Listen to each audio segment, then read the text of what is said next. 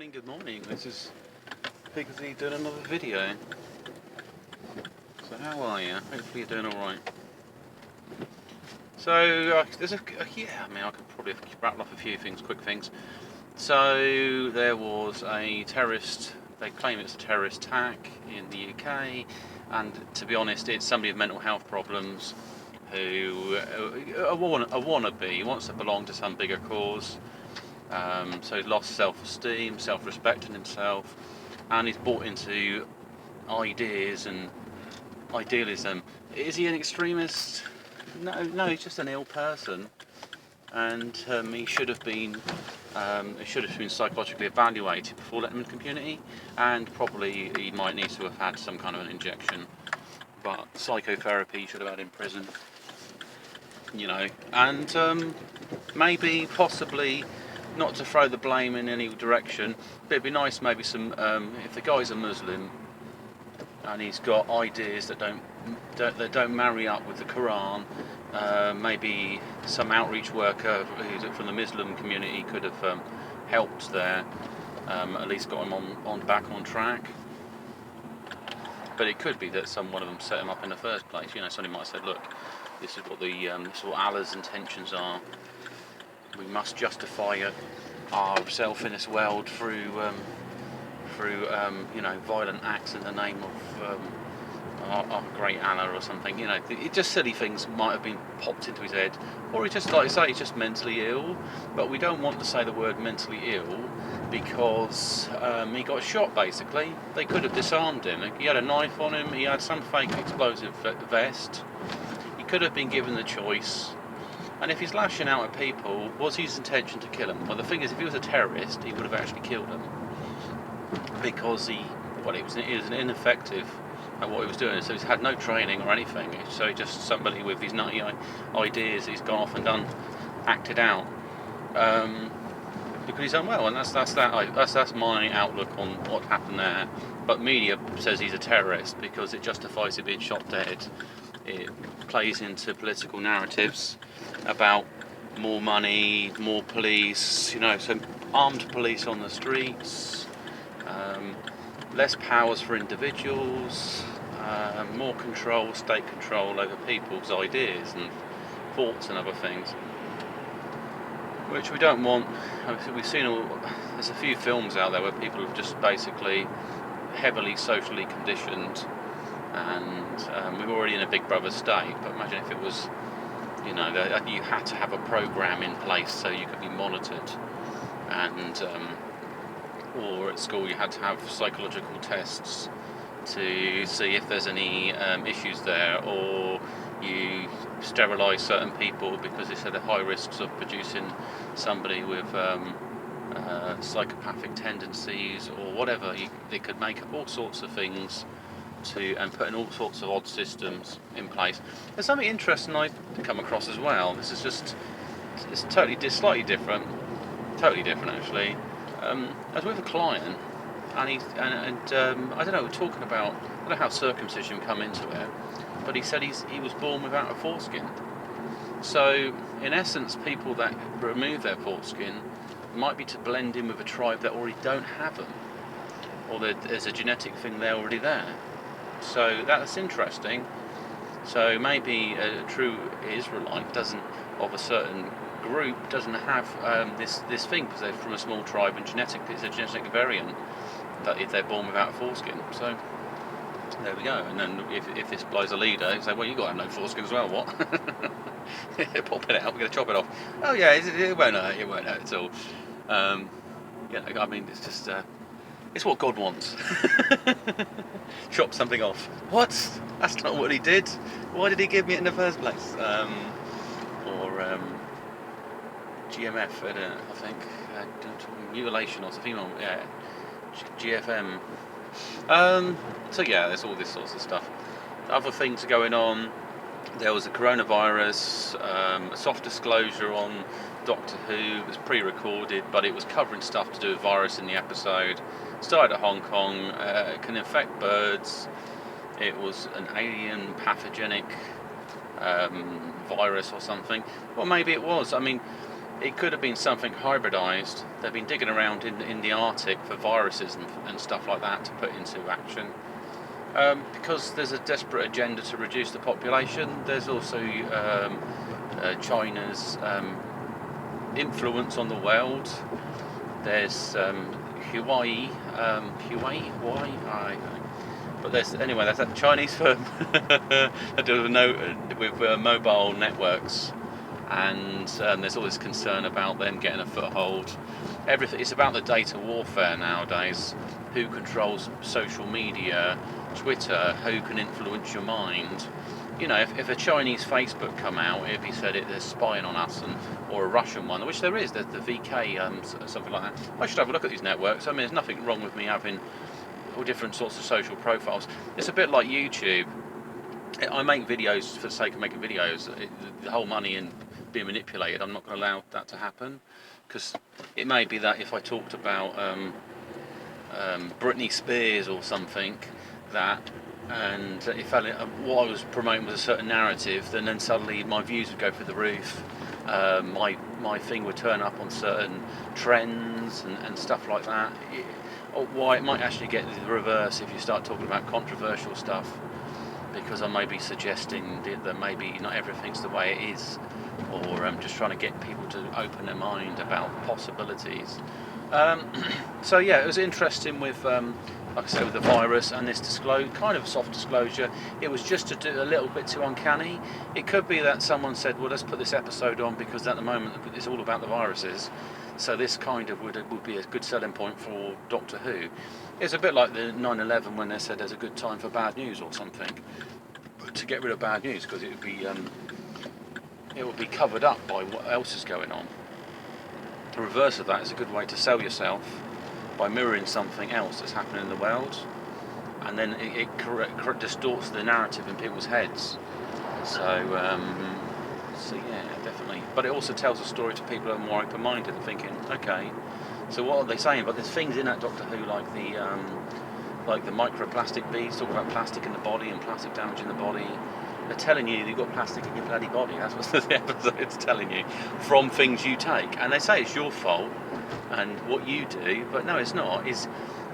There is a public trust. This is the issue we have with a trust that, and it's also to do with the Food and Drug Administration.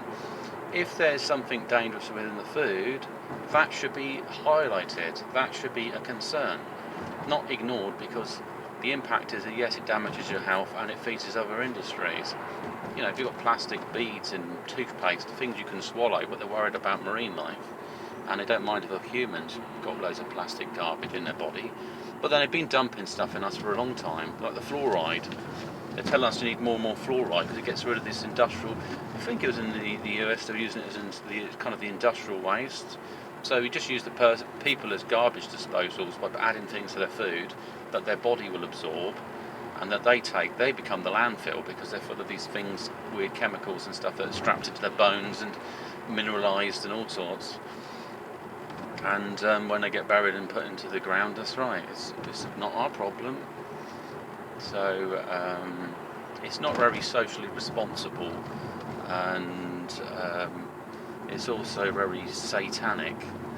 There's no benefit from killing other fellow humans, but then maybe if you grade everything the same, the animal kingdom, the plant kingdom, the human kingdom, it's probably justified at some point. I don't know. I have a mind that I see animals and plants as equals, and so I wouldn't turn around and say justify, killing off a whole plant to feed a human is worse than killing off an animal, but it could be measured to different impact levels, I guess.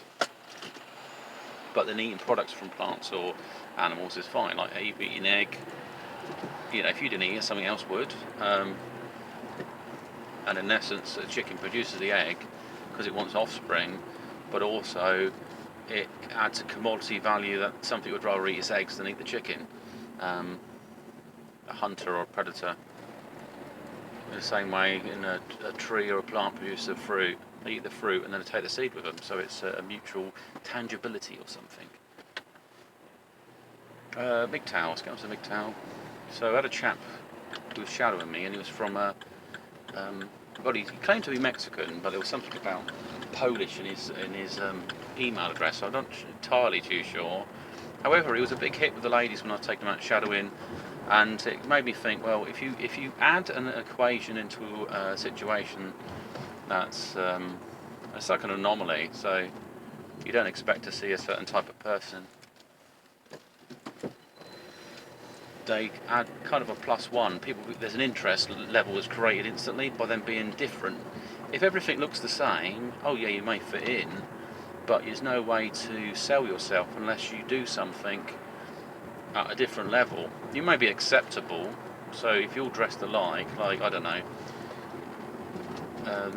this program like these different cultures like Essex or what, I can't remember what it's called, but they all have the kind of well-groomed look, or sort of feminised in ways, maybe fake tan stuff, but they all become kind of bots. They all seem to look similar, so they have to do things to sort of popularise and sell themselves in different ways, and it becomes harder when you're on an equal playing field. But if you're actually different anyway, then you stand out and you've got a commodity there, or an interest, a social wealth. And when it comes to scoring individuals, they get pluses like that, and then equally, if there's things that don't fit into someone's narrative, they get kind of like minuses.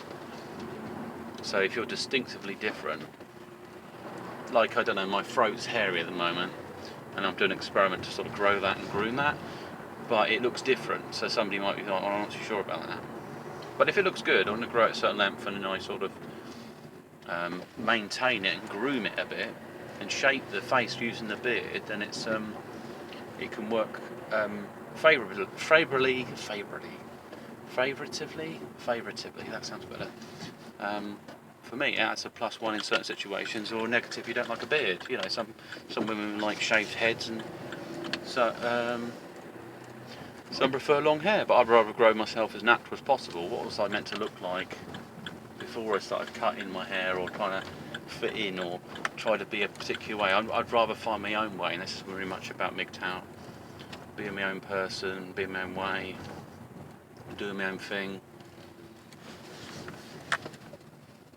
And so what I've learned is that if I go to a different culture with a kind of plan, I could use it to my advantage to make stronger contacts, because I come in there as this, oh, who's this guy? Rather than, oh, it's another chap from whatever.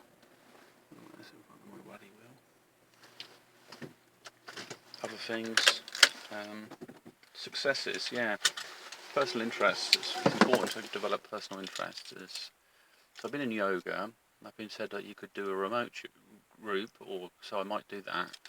I may take it into the social media as well, or maybe if I can get a place whereby I get a group to meditate and we do it online at the same time, that would be very good.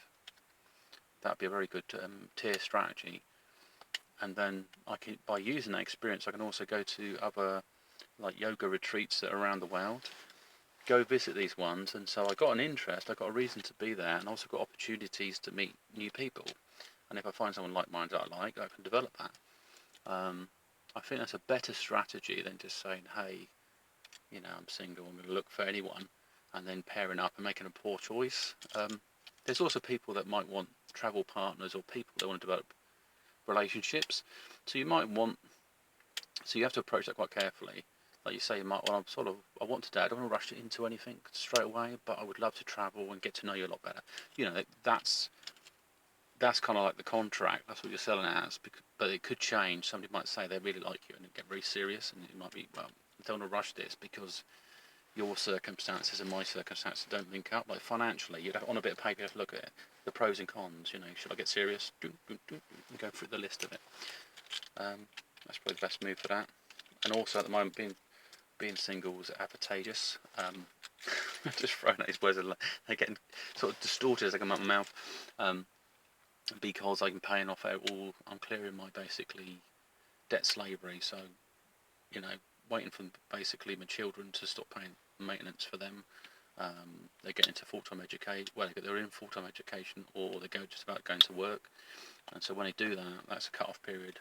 I can concentrate building up my finances.